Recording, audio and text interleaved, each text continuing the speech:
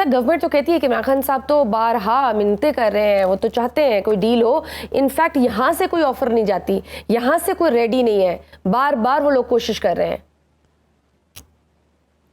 मैं इसको सिर्फ एक चीज़ को रिस्पॉन्ड करूंगा जी कि मैं खान साहब की इजाज़त के साथ, अगर वो मुझे, चूँकि जब आप अंडर ओथ होते हैं और किसी के साथ चीज़ें आपकी होती हैं तो आप उसे, मेरा मिजाज नहीं है, मैं डिस्क्लोज़ नहीं करता, लेकिन अगर खान साहब इजाज़त देंगे तो मैं बताऊंगा कि मिन्नतें और तरले कौन कर रहा है।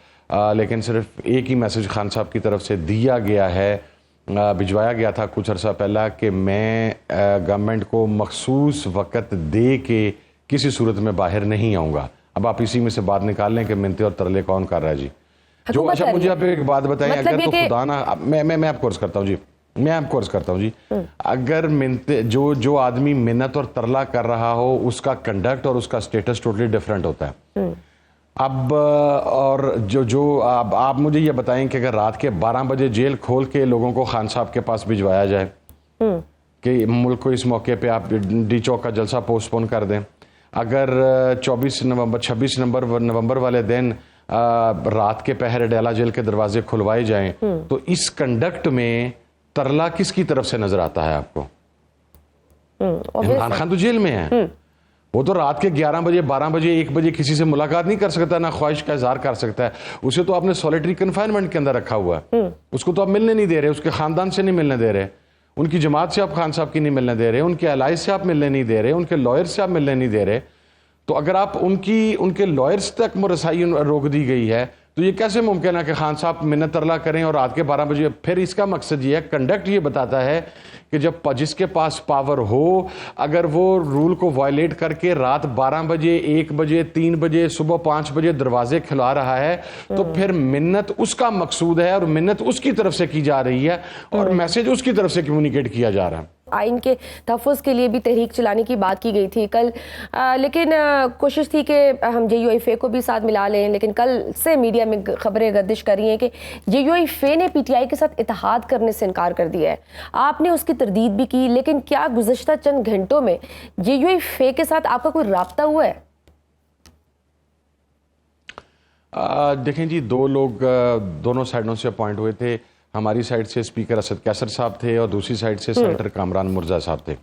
उन्होंने अपनी तमाम चीज़ें फाइनलाइज कर ली हैं। इस दौरान 2 हर्डल्स आई। पहली हर्डल ये थी कि ईद से पहले तक मौलाना फजलुर रहमान साहब वाज नॉट इन पाकिस्तान, वो शायद कतर में थे या किसी और जगह पे थे, वो ईद पे वापस आए हैं। और उसके बाद असद कैसर, जो हमारी साइड से हमारे रिप्रेजेंटेटिव थे असद कैसर साहब, he was not in Pakistan. उनकी एक बेटी स्पेशल चाइल्ड हैं, उनकी बेटी की सर्जरीज थी तो उसकी वजह से वो मुल्क से बाहर थे। वो गुज़श्ता रोज़ वापस पाकिस्तान में आ चुके हैं।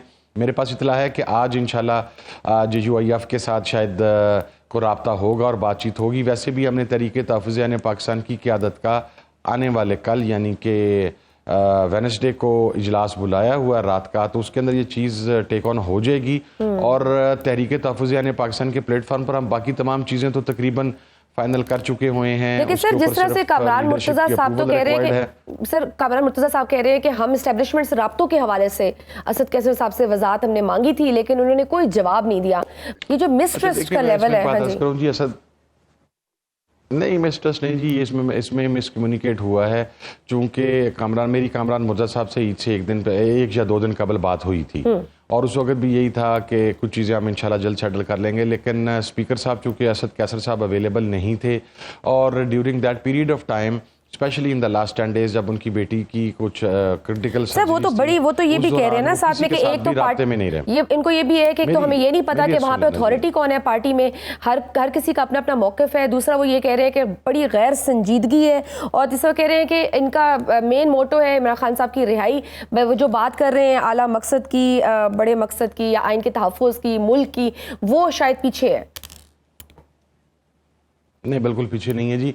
वहाँ पर सिर्फ एक ही आदमी है पाकिस्तान तहरीके इंसाफ के अंदर जिनकी बात फाइनल है और हतमी है और वो इमरान खान साहब हैं, उसके अलावा कुछ नहीं है। एक डिफरेंस है, मैं उसके साथ इत्तेफाक करता हूँ, वो ये है कि जो मजहबी जमातें होती हैं जितनी भी, उनके अंदर डिसिप्लिन बड़ा स्ट्रिक्टली फॉलो किया जाता है।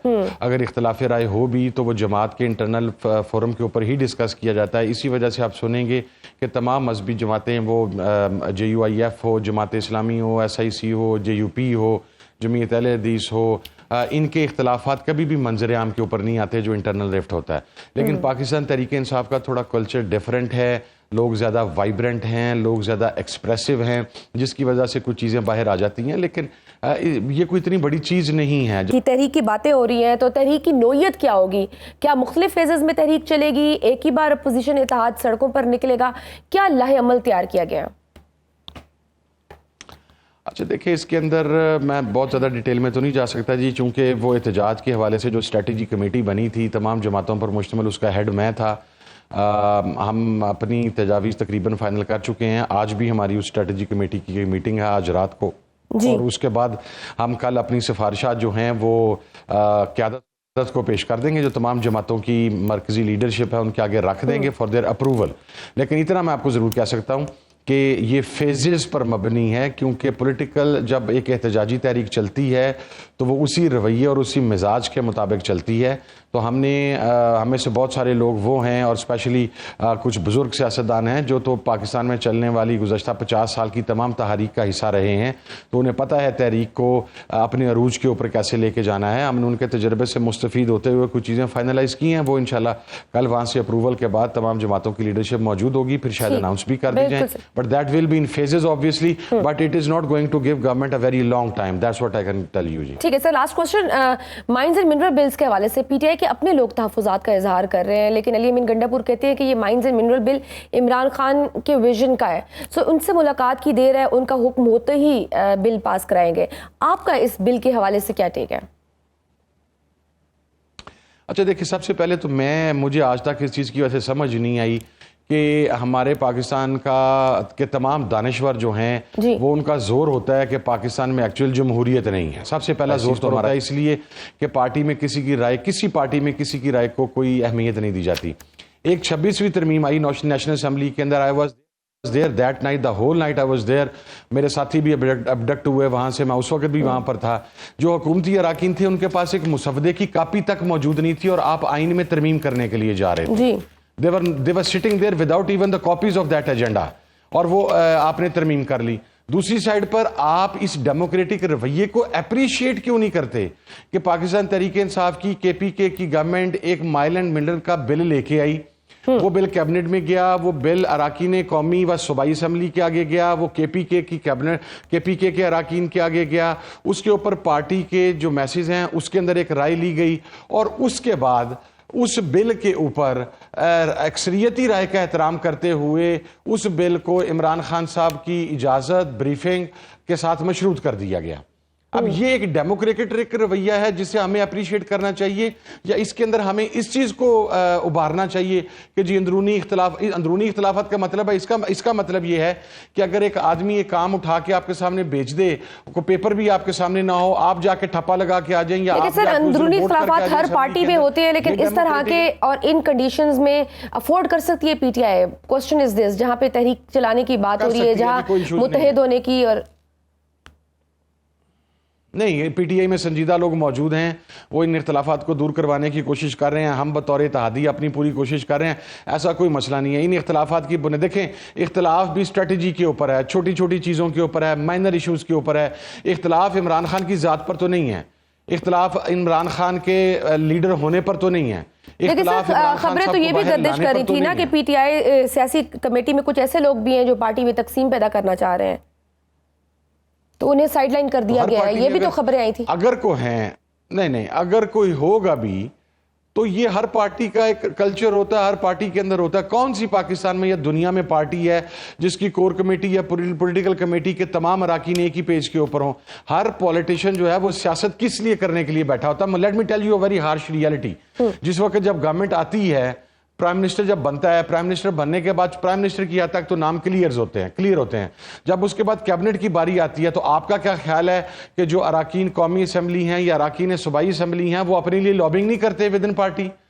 वो अपने लिए बातचीत नहीं करते? उस बातचीत में क्या वो उनके मुकाबले पे अगर कोई दूसरा कैंडिडेट आ रहा है उस स्पेसिफिक मिनिस्ट्री के लिए तो उसकी मुखालफत नहीं करते? तो these are minor things. I mean this is actually a healthy atmosphere कि आपकी इस किस्म की लड़ाई। और मैं ऑनेस्टली स्पीकिंग मैं ये समझता हूं कि ये एक खुश हवा का झोंका है, खुशगवार हवा का, जो पाकिस्तान की पॉलिटिक्स के अंदर परवान चढ़ रहा है।